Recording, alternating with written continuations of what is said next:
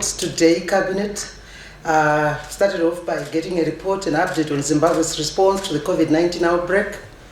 The Cabinet received this update on the Zimbabwe's response to COVID-19 outbreak is presented by the Minister of Higher and Tertiary Education, Innovation, Science and Technology Development, Honorable Professor A. Murwira, as the acting chairperson of the ad hoc interministerial task force on the COVID-19 outbreak. As of 2nd August 2021, Zimbabwe's cumulative COVID-19 cases stood at 110,855, with 79,420 recoveries and 3,635 deaths. The recovery rate stands at 72%, with 98% of COVID-19 positive cases all being attributable to local transmission. The number of active cases stands at 27,800. Government notes that there was a slight decrease in weekly cases from 14,275 during the week ending 27th July 2020 to 11,652 in week ending 2nd August 2021. The decline is mostly attributable to the infection prevention and control efforts which have been instituted by government in response to the third wave of the COVID-19 outbreak.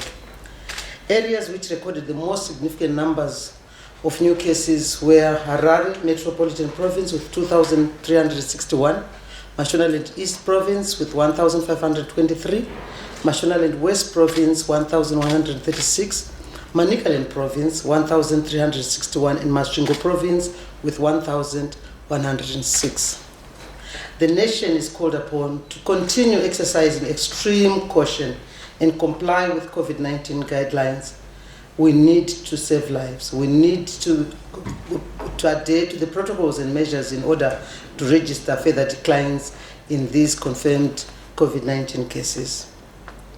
Then regarding primary and secondary education, Cabinet notes that the sector is continuing with its preparations for the reopening of schools. Moving on to progress report on the procurement and rollout of COVID-19 vaccines. The Minister of Higher and Tertiary Education, Innovation, Science and Technology Development, Honorable Professor A. Murwira, as the Acting Minister of Health and Childcare, apprised Cabinet on progress made in the procurement and rollout of COVID-19 vaccines. The nation is advised that as of 2nd August 2021, a total of 1,673,710 people had received their first dose of the COVID-19 vaccine and 798,880 their second dose across the country. Vaccination in border town hotspots and people's markets is ongoing, with the highest coverages of the first dose being recorded in Mutare, Victoria Falls City, Kariba and Cheretse. The highest coverage for the second dose was recorded in Victoria Falls and Nyamapanda. A genomic sequencing for COVID-19 samples collected in Harare revealed that 98% of the samples were of the Delta variant. The citizenry is informed that the National Genomic Sequencing Survey is in progress and the results will be announced to the public. The nation is informed that the Ministry of Health and Childcare is expecting another 2.5 million doses of vaccines through direct purchase this month, August 2021, while a further 1 million doses will be received during the month of September 2021 under the COVAX facility. In order to accelerate the vaccination program and achieve herd immunity by the end of 2021, Cabinet has approved the following strategies. A. Extending the vaccination program to private hospitals and private clinics to complement government efforts. The vaccines will remain free. The institution may claim for the injection costs based on medical aid tariffs. Then B. There will be continued collaboration with the security sector to assist in the vaccine rollout. Then C. Increasing outreach teams for hard-to-reach areas from an average of 2 to 4 teams. Then D. Increased provision of transport and fuel for the outreach teams. E. Reviewing the payment model of allowances for the vaccinators to be based on the number of persons they would have vaccinated. Then F. Health Services Board has written to Treasury seeking concurrence to recruit retired nurses to participate in the vaccination program. G, using non-medical staff such as data capturers to free nurses so that they can concentrate on vaccination. And H, the extension of the vaccination program to clinics in higher and tertiary learning institutions. Cabinet is grateful to the private sector players who are partnering government in its quest to have the citizens vaccinated. For example, SIDCO has managed to vaccinate 98% of its employees and has also extended the vaccine offer to government. Then we move on to the update on the 2021 winter wheat production and the maize and cotton selling season.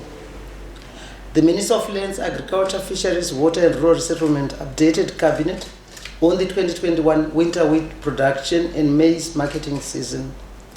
The nation is advised that of the 85,000 hectares that had been planned for wheat, 66,435 hectares were planted. That is for the Presidential National Enhanced Agricultural Productivity Scheme, which is called NIPS, Command, CBZ Agro Yield, and private sector schemes. This is about 78% of the target area and 50% above that of last year.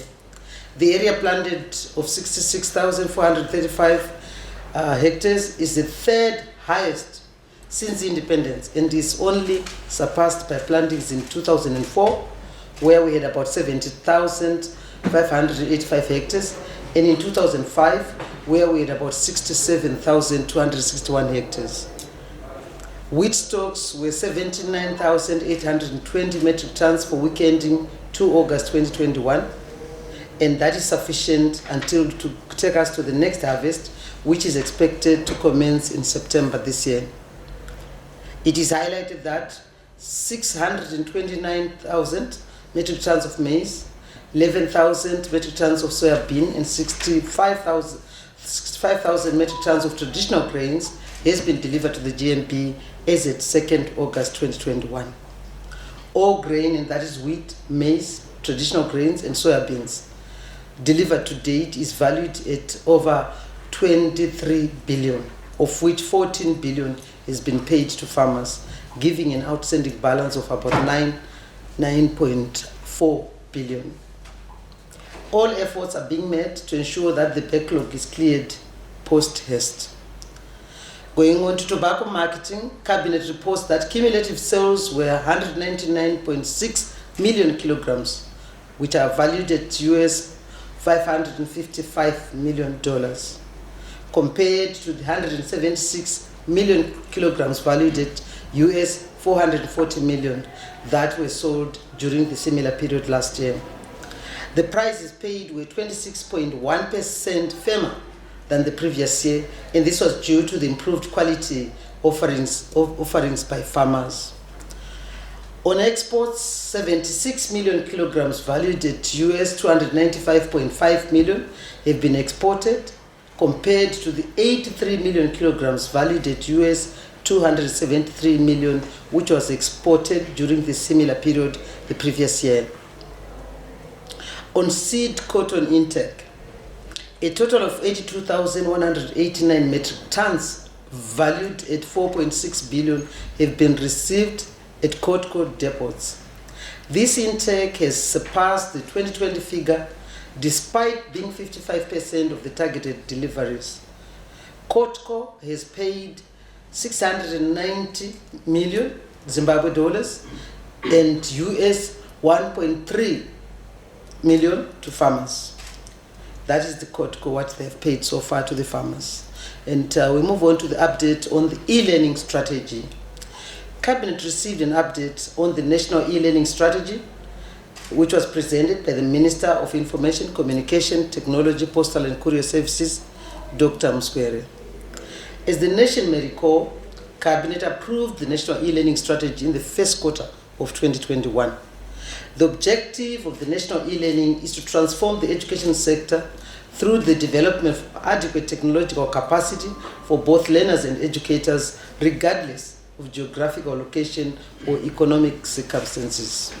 The Ministry of Information, Communication, Technology, Postal and Courier Services wishes to accelerate the implementation of this national e-learning strategy through the provision of free internet services to 400 schools that already have connectivity but are having difficulties in paying monthly bandwidth subscriptions. The schools will be provided with data for 9 months. An additional 180 rural schools will have been connected by the end of 2021 and will benefit from this same initiative. In addition to the provision of free access to internet services at community information centers and community village information centers, government will meet all operational expenses, inclusive of staff remuneration and all that. Taking into cognizance the financial hardships brought about by the COVID-19 outbreak, Cabinet wishes to advise the citizenry that all students, pupils, and the general public using these facilities will enjoy free access to internet services at these community information centers and community village information centers for a period of 9 months. Members of the public will, however, continue to pay for the other services such as printing, scanning, and photocopying that are offered at these facilities. Government wishes to inform the nation that community information centers, which have been since launched in cities and towns at major growth points, will support students, pupils, and youth with free internet, as well as to spur e-learning, e-commerce, and innovation. All the above initiatives will be implemented through the Postal and Telecommunications Regulatory Authority of Zimbabwe, that's POTRAS. Furthermore, the National E-Learning Program will be complemented by the UNICEF Giga Schools Connectivity Project.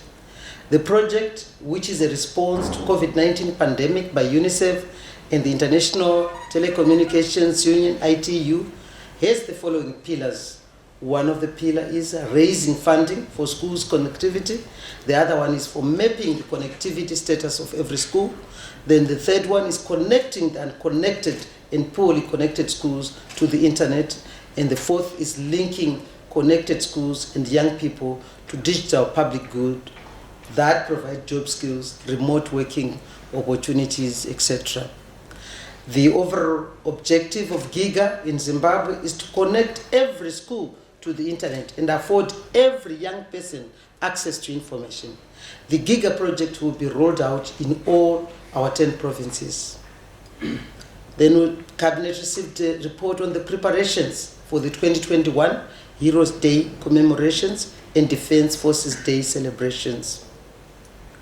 The Minister of Local Government and Public Works is the acting chairman of the Cabinet Committee on State Occasions and National Monuments, that is Honorable July.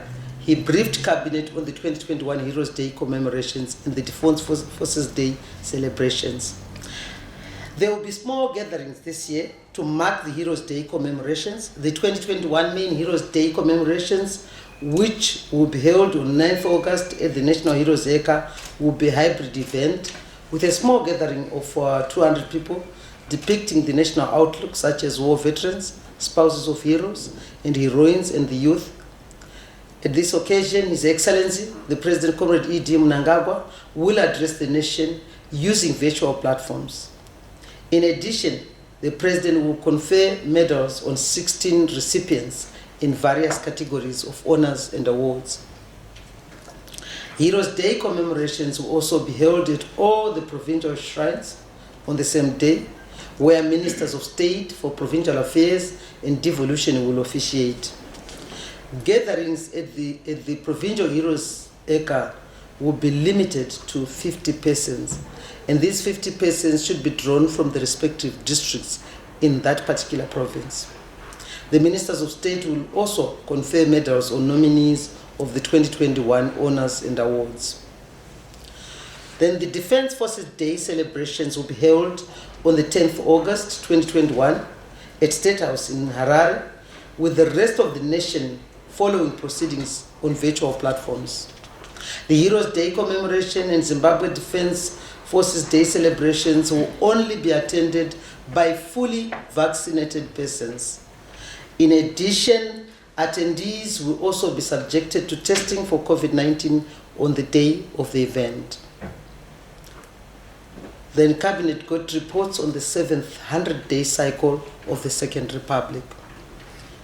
Cabinet received and approved progress reports on the 700-day cycle of the Second Republic, and these were presented by the Minister of National Housing and Social Amenities, Honorable D. Garwe, and the Minister of State for Presidential Affairs and Monitoring and Implementation of Government Programs, Honorable Joram M. Gumbo.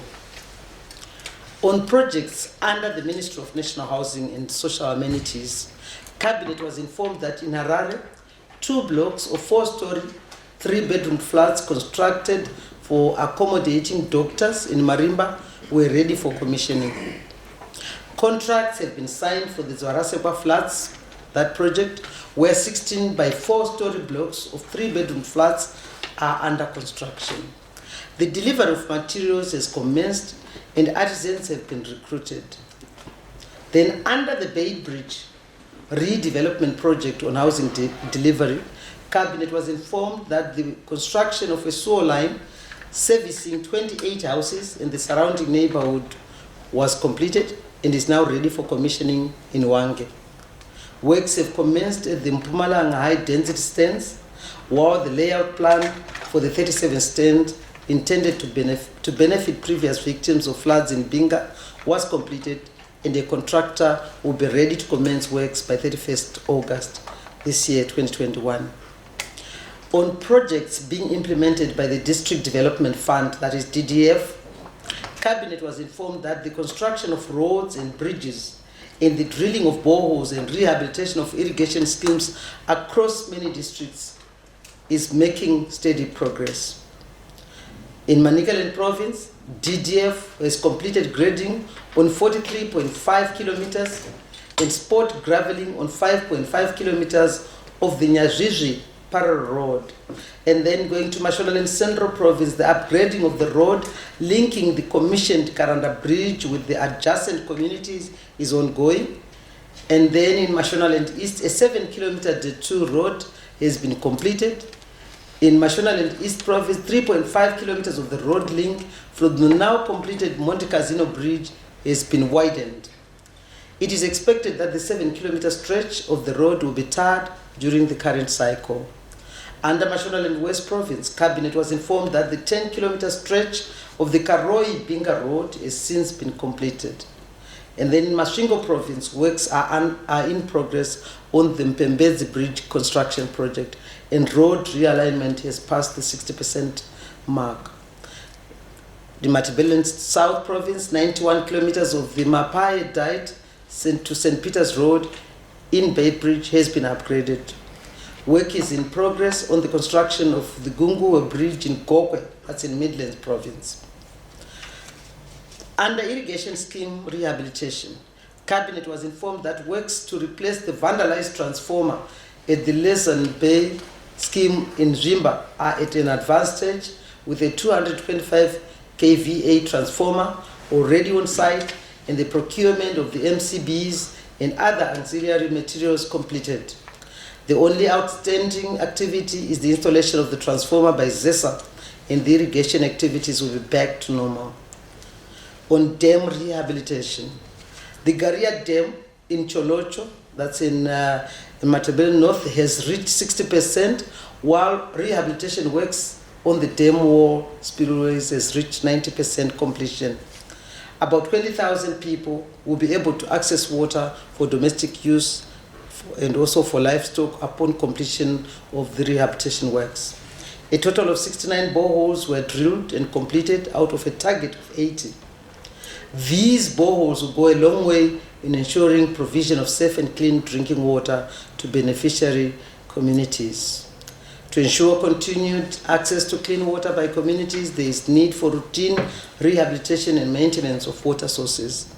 A total of 396 boreholes were rehabilitated, while 2,858 boreholes were maintained from planned targets of 200 and 2,000 respectively. Health centers need consistent water supply, and DDF targeted to drill 2 boreholes and install a solar-powered pumping system at Masase Rural Clinic in Berengwa. The drilling of the 2 boreholes was completed. 1 solar-powered pump was installed, and another hand pump for the other borehole was installed. The project was completed and the institution now has 24 hours access to clean and potable water. Most of the projects implemented by DDF have a direct impact on citizens' lives. With more support and capacity strengthening, DDF has the potential to reduce the development gap between urban and rural sectors of our country. Then we moved on to legislative program. This was the amendment of State University Statutes Bill 2021. Cabinet considered and approved the amendment of the State University Statutes Bill as presented by the Minister of Justice, Legal and Parliamentary Affairs, Honorable Ziambe Ziambe, as the Chairman of the Cabinet Committee on Legislation. Cabinet was informed that the bill seeks to amend the 13 University Acts in order to align them to the Constitution as well as create uniformity among all University Acts in Zimbabwe.